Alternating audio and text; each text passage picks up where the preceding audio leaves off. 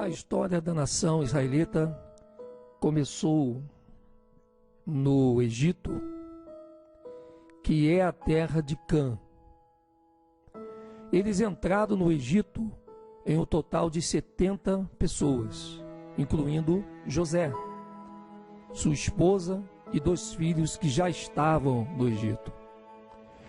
E quando deixaram o Egito, já somavam mais de 2 milhões de pessoas. O antigo Israel passou 430 anos no Egito. Mais da metade desses anos, eles desfrutaram do favor e da boa vontade dos egípcios, mas o restante desses anos eles foram escravizados e terrivelmente maltratados por eles. Muitos fazem confusão e pensam que Israel foi escravo durante esses 430 anos, mas isso não é verdade. José era governador do Egito. Ele era um vice de Faraó e trouxe os israelitas como convidados de honra, que eram os parentes do governador. E com o passar do tempo, José e o faraó da época dele já havia falecido. E aos poucos, o prestígio dos israelitas foi acabando. Um dos aspectos que as Escrituras nos esclarecem sobre os pretos israelitas é em relação à sua aparência física. Ela descreve Israel como sendo fisicamente parecido com os filhos de Cã. Nós sabemos que o povo de Jafé se debandeou para a Europa. Nós vemos isso em Gênesis capítulo 10, do verso 2 ao 5, ao 57, ao verso 2, 5. Temos Cã, que se debandeou para a África. Vemos isso no livro de Gênesis, capítulo 10, verso 6 ao 20. E temos o Sem, que se debandeou para a Ásia. Gênesis 10, 21, 30. E temos aqui que Cã era um dos 3 filhos de Noé. Os outros 2 eram Sem e Jafé. Os descendentes de Noé ocuparam a terra depois do dilúvio. Os descendentes de Cã são as tribos que se estabeleceram ao redor do continente africano. E Cã em hebraico significa quente, queimado, preto. E Cã teve 4 filhos: Cux, Etiópia e Núbia. Eles geraram isso. O Cux gera Etiópia e gera Núbia, que hoje é Etiópia e Núbia. Misraim, o segundo filho, que gera Quemete e Egito. Put, o terceiro filho, a antiga Somália. E o 4, Canaã, que é o antigo território de Israel. No livro de Gênesis 10, 6, 19, nós lemos sobre isso. Os 4 filhos de Cã e seus descendentes estabeleceram-se ao redor do continente africano, o que inclui o chamado Oriente Médio, que também fazia parte da África. Os filhos de Cã são as pessoas do continente africano, os antigos egípcios, os etíopes, os somalis e muitos outros. Os israelitas são filhos de Sem, e através de Abraão, ele é o pai da nação hebraica israelita. Abraão é o pai de Isaque, que é o pai de Jacó. E Jacó teve 12 filhos. E esses filhos são os progenitores da nação israelita. As 12 tribos de Israel eram as seguintes: Ruben, Simeão, Levi, Judá, Dan, Naphtali, Gade, Aser, Issacar, Zebulon, José e Benjamim. Dan foi cortado por desobediência a Iá e porque se uniu a Edom, que eram o povo de Esaú, que se levantou contra o seu irmão Jacó. Enquanto Jacó ainda era vivo, ele abençoou os filhos de José, como se fossem seus próprios filhos. Portanto, José se dividiu em duas tribos, Efraim e Manassés. E por isso hoje, ao invés de contar José, contam Efraim e Manassés.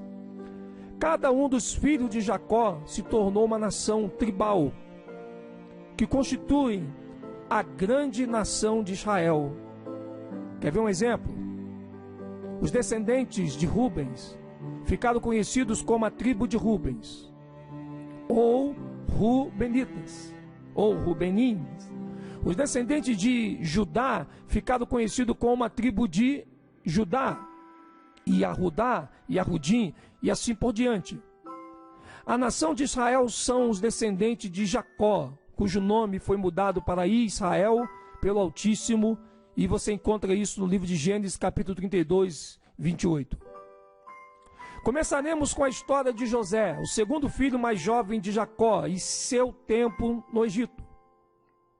José era um dos 12 filhos de Jacó. Gerou José em sua velhice, e ele era claramente o seu filho favorito. Isso fez com que os irmãos de José sentissem ciúme dele. Em última instância, o ciúme levou seus irmãos a vendê-lo para mercadores árabes, e esses o revenderam como escravos ao Egito. Ao longo do tempo, José se tornou governador, príncipe do Egito, e foi o segundo homem em autoridade, ficando atrás apenas do faraó, que era rei. Houve uma fome na terra de Canaã, onde Jacó e seus filhos viviam. Então Jacó mandou seus 10 filhos ao Egito para comprar alimentos, e quando os 10 irmãos de José chegaram ao Egito, eles foram levados diante dele, diante de José. E José reconheceu seus irmãos, mas eles não o reconheceram. Você vai ler isso no livro de Gênesis 42, do verso 1 ao 8. Se os antigos egípcios eram negros, José tinha de ser negro também. Se José fosse branco, seus irmãos o teriam reconhecido facilmente entre os egípcios pretos. Mas seus próprios irmãos de sangue, carne da sua carne, pensaram que ele fosse um egípcio. O vídeo a seguir mostra uma descoberta que coincide com a história do hebreu israelita José do Egito, que foi governador do Egito. E isso nós vamos mostrar para você. Corta, começa no vídeo a seguir, mostra uma descoberta. A imagem desta história, ela foi ocultada de muitas pessoas, principalmente dentro das religiões. Vocês vejam que existem muitas histórias. Em 1883, o senhor Richard Francis Burton, escritor, linguística e explorador inglês do século XIX, escreveu a Gerard Massey. Ele disse: você está certíssimo sobre a origem africana dos egípcios. Eu tenho 100 crânios humanos para prová-lo. O cientista Pritzker afirma em seu livro A História Natural do Homem, em sua complexidade e em muitas das peculiaridades físicas, os egípcios eram uma raça africana. O antigo historiador grego Heródoto, que visitou o Egito no século V, esteve pessoalmente com os egípcios e os descreveu como negros de pele não tão escura quanto a dos núbios, etíopes e cabelo lanoso, crespo. Agora veja, mais tarde, o antropólogo fez uma homenagem à descoberta de Heródoto, quando disse, abre aspas, os antigos egípcios eram negros verdadeiros, do mesmo tipo que todos os africanos nativos. Sendo assim, podemos ver como o seu sangue misturado durante vários séculos com o sangue dos romanos e gregos deve ter perdido a intensidade de sua cor original, mantendo, no entanto, seus traços originais. E podemos até mesmo afirmar, de modo geral, que o cara, referindo-se a Des Fênix, é uma espécie de monumento capaz, em muitos casos, de atestar ou lançar luz sobre a evidência histórica sobre a origem do povo. As escrituras, o testemunho dos antigos e muitos egiptólogos, juntamente com a arqueologia, confirmam que os egípcios dos tempos antigos eram pessoas de pele preta. É importante saber disso, pois à medida que continuarmos, veremos que a escritura, em várias ocasiões, descreve os antigos hebreus como um povo muito semelhante aos egípcios na aparência física. No livro de Gênesis, capítulo 50, do verso 7 ao 11, as escrituras relatam que os hebreus pareciam com os antigos egípcios.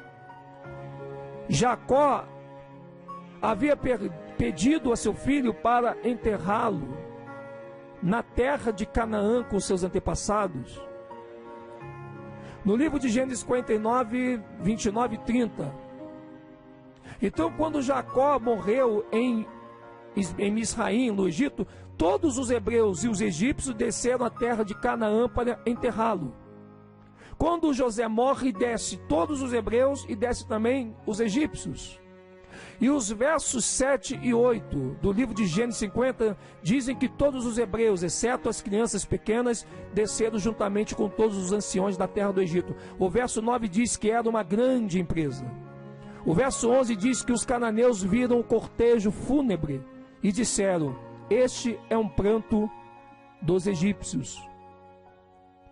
Mas lembre-se, isso era uma grande mistura de hebreus e os egípcios que foram enterrar um hebreu, e os cananeus, que eram conterrâneos dos hebreus e os conheciam muito bem, identificaram ambos como os egípcios. Por quê?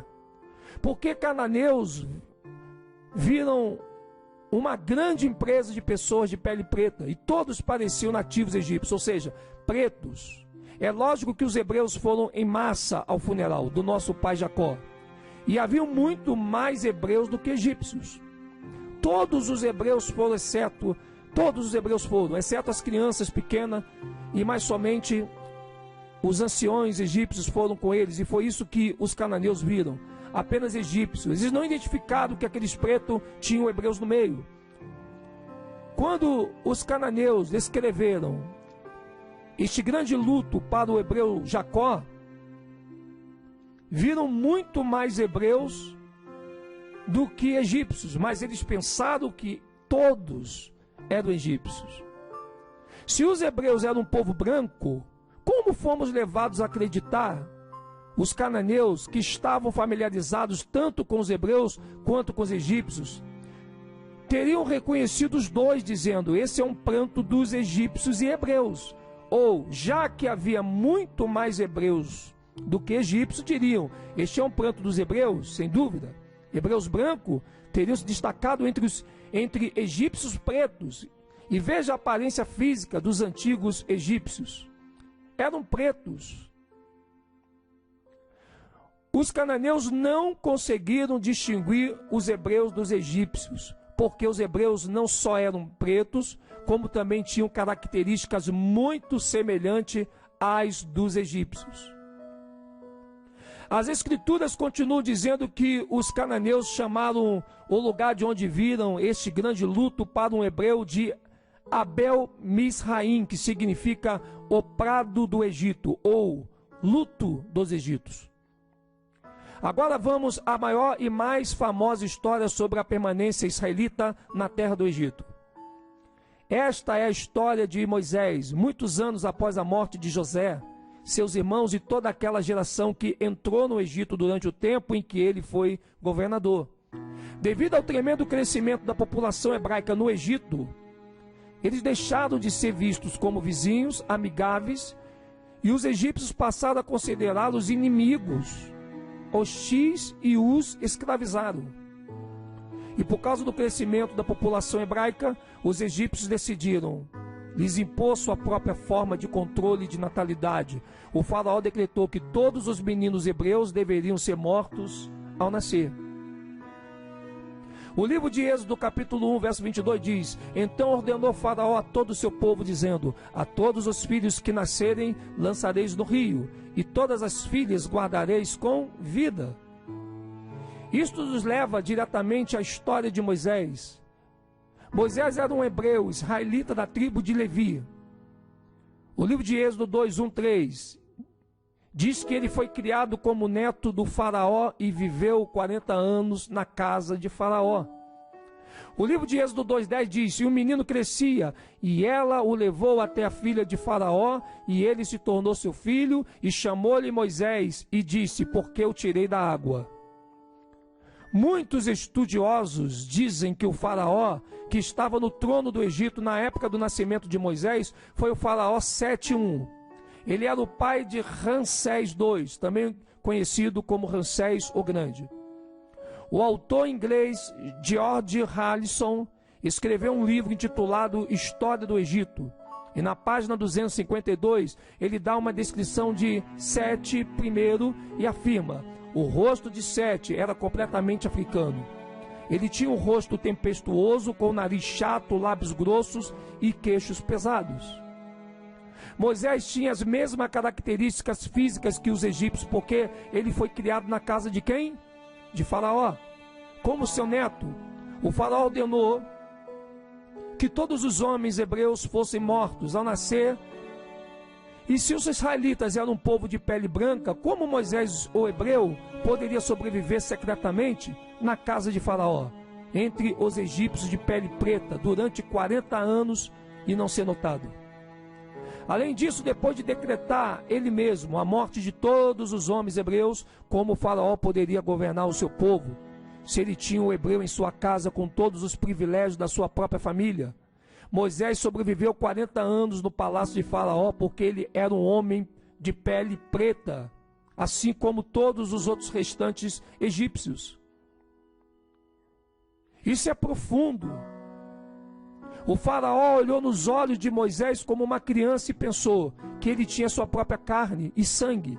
Ele olhou nos olhos de Moisés como um adolescente e pensou que ele tinha sua própria carne e sangue.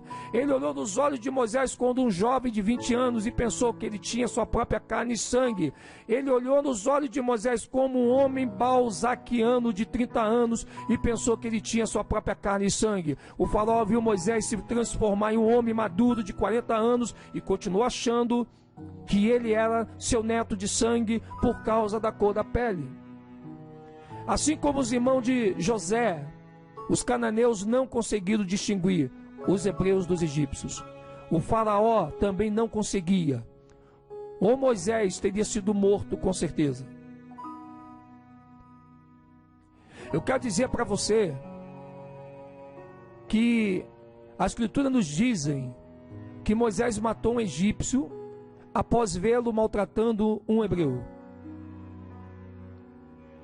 Então Moisés teve que fugir do Egito para preservar sua vida, porque o faraó descobriu e mandou matá-lo. Êxodo 2, 12, 15 diz: o faraó mandou matar Moisés porque descobriu que ele era um hebreu.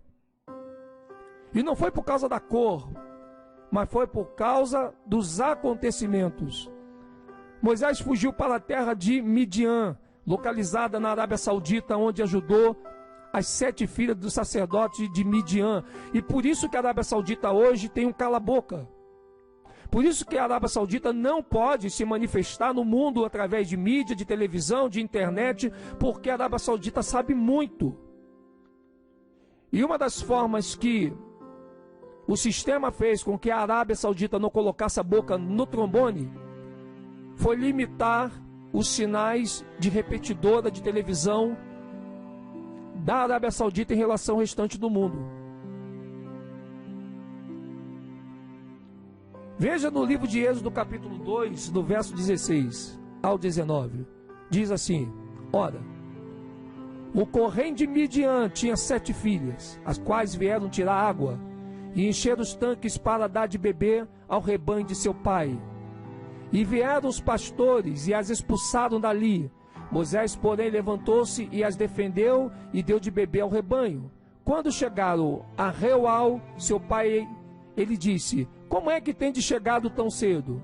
Elas disseram: um homem egípcio nos livrou da mão dos pastores e também tirou água para nós e deu de beber ao rebanho. Note que elas disseram: um hebreu de roupa egípcia nos salvou. Ela descreveu Moisés como um homem de pele preta, descendente de Cã, um egípcio. Mas o que nós vemos aqui é que o rei Tute e os egípcios dos tempos bíblicos eram um povo preto. Você veja que a rainha Nefertiti, ela é uma das rainhas mais famosas do Egito. Essa imagem dessa rainha que o sistema esconde mostra muito bem como que o sistema embranqueceu esse povo. Os hebreus e os antigos egípcios eram do nordeste da África, e assim como Imã, ela se aparece com a imagem de Nefertiti. Acima desse acontecimento, quero que você lembre que Put era irmã de Misraim, portanto os somalis são irmãos de sangue dos egípcios. Ambos são descendentes de Cã, filho de Noé. E eu estou mostrando para vocês que muitos vão tentar usar o argumento de que todos os pretos do continente da África têm pele muito escura, menos os hebreus. Mas isso não é uma verdade. Porque os hebreus, eles tiveram com os antigos egípcios, e cuja formação sua foi feita, se deu lá no Egito. Então veja, transformar sua pele em branca seria um grande sinal, porque a cor natural de sua pele era negra. Por isso que a lepra era originária da Bíblia. E continua a dizer, no verso 8, que se eles, os israelitas, não acreditarem no primeiro sinal, transformação da vara de Moisés em uma serpente, então eles vão acreditar no segundo sinal, que ela tornar sua pele branca. E Yahweh está declarando o quão poderoso é o segundo sinal. Ele iria convencer definitivamente aquele povo descrente que estava lá dentro do Egito. Outra prova muito grande essa, que Moisés era preto, pode ser encontrada em Êxodo 4, 6, 7. Nesta passagem já está mostrando milagres a Moisés, para que ele possa provar aos filhos de Israel que foi Yah quem o enviou. Yah diz a Moisés para pôr a mão no peito. O que ele fez quando Moisés retira a mão? Ele fica totalmente leproso, branca como a neve. E depois ele coloca de novo no peito e ela volta à sua cor natural.